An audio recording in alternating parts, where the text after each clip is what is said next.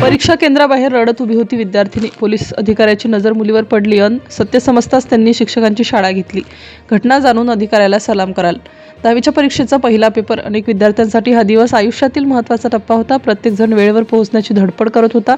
या गोंधळातच एक मुलगी परीक्षा केंद्राबाहेर उभी होती। तिच्या डोळ्यात पाणी, चेहऱ्यावर भीती आणि हातात प्रवेशपत्र घट्ट पकडलेलं। इतर विद्यार्थी आत जात होते पण ती मात्र जागच्या जागी थांबली होती। तिचं रडणं पाहून काही लोकांनी विचारपूस करण्याचा प्रयत्न केला पण ती इतकी घाबरलेली होती की ती काही बोलायला तयार नव्हती। दरम्यान परीक्षा केंद्रावर बंदोबस्तासाठी एक पोलीस अधिकारी उभे होते। गर्दी नियंत्रणात ठेवत असताना त्यांची नजर अचानक त्या रडणाऱ्या मुलीकडे गेली। सुरुवातीला त्यांना वाटलं कदाचित परीक्षा भीतीमुळे ती घाबरलेली असेल पण तिच्या चेहऱ्यावरचं भय काही वेगळंच सांगत होतं। ते हळूहळू तिच्याकडे गेले, तिला शांत करण्याचा प्रयत्न केला पण मुलगी काही बोलत नव्हती। तिच्या डोळ्यातून अश्रू थांबत नव्हते। अधिकाऱ्यांना परिस्थिती गंभीर वाटू लागली। त्यांनी पुन्हा विचारलं, काय झालं? आत का जात नाहीस? काही क्षणांनी ती मुलगी थरथरत बोलायला लागली। तिचं बोलणं ऐकून अधिकाऱ्यांच्या चेहऱ्यावर गंभीर भाव आले। आजूबाजूचे काही शिक्षकही जवळ आले। मुलगी पुन्हा रडू लागली। वेळ कमी होत चालली होती।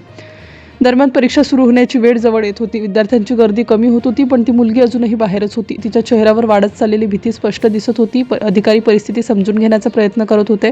मुलीने हातातलं प्रवेशपत्र अधिकाऱ्यांना दाखवलं। त्यांनी ते पाहिलं आणि क्षणभर थांबले। त्यांच्या चेहऱ्यावर आश्चर्याचे भाव आले। त्यांनी पुन्हा प्रवेशपत्र पाहिलं। काहीतरी चूक असल्याचं त्यांना जाणवलं। अधिकाऱ्यांनी लगेच शाळेतील शिक्षकांना बोलावलं। प्रवेशपत्र तपासण्यात आलं। मुलीचं नाव, रोल नंबर सगळं बरोबर होतं पण तरीही काहीतरी गोंधळ होता। मुलगी पुन्हा रडू लागली। वेळ झपाट्याने पुढे जात होती। परीक्षा सुरू व्हायला फारच वेळ कमी उरला होता। मुलीच्या डोळ्यात आता निराशा दिसू लागली। तिला वाटत होतं की तिचं हे वर्ष वाया जाणार। अधिकाऱ्यांनी पुन्हा एकदा प्रवेशपत्र नीट पाहिलं। अचानक त्यांना एक गोष्ट लक्षात आली। त्यांनी लगेच मुलीकडे पाहिलं, मग शिक्षकांकडे पाहिलं आणि त्यांच्या चेहऱ्यावर गंभीर भाव होते। अधिकाऱ्यांनी काहीतरी विचारलं। मुलीने मान हलवली। आता परिस्थिती अधिकच तणावपूर्ण झाली। आजूबाजूला उभ्या लोकांनाही काहीतरी गंभीर असल्याचं जाणवलं। मुलगी पुन्हा रडायला लागली। तिला वाटलं होतं आता काहीच होणार नाही। वेळ संपत चालली होती। तिच्या चेहऱ्यावरचं दुःख पाहून काही लोकांनाही वाईट वाटू लागलं।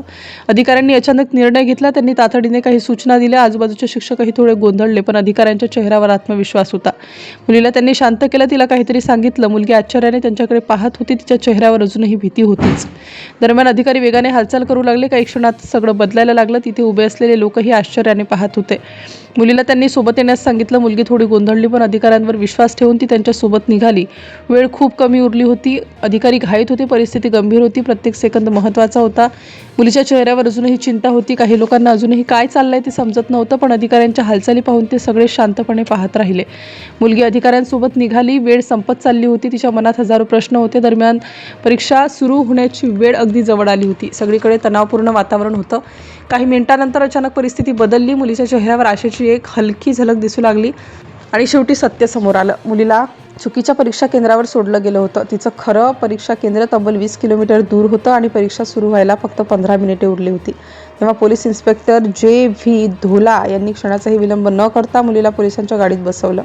सायरन वाजवत वेगाने गाडी चालवत तिला योग्य परीक्षा केंद्रावर वेळेत पोहोचवलं आणि त्या अधिकाऱ्यामुळे एका विद्यार्थिनीचं संपूर्ण वर्ष वाया जाण्यापासून वाचलं। त्यामुळे आज देशभरातून त्या अधिकाऱ्याला सलाम केला जात आहे।